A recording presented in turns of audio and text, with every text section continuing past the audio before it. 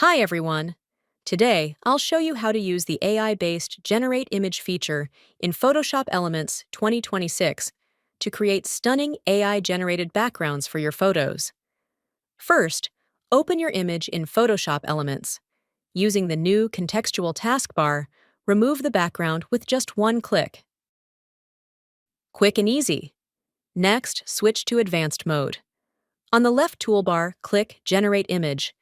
You can also access it from the Edit menu.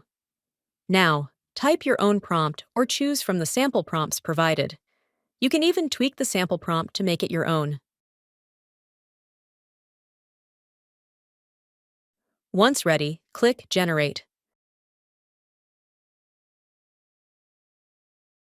Photoshop Elements will create 4 variations of backgrounds based on your prompt.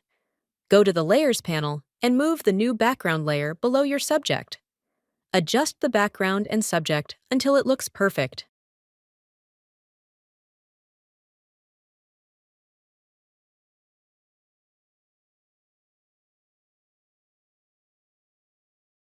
And that's it.